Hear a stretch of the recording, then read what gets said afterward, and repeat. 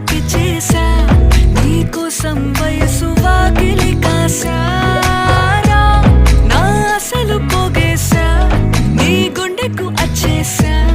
నీ రాకకు రంగం సిద్ధం చేసా ఎందుకు పుట్టిందో పుట్టింది ఏమో నువ్వంటే ముచ్చట పుట్టింది పుడతాని నీ పిచ్చి పట్టి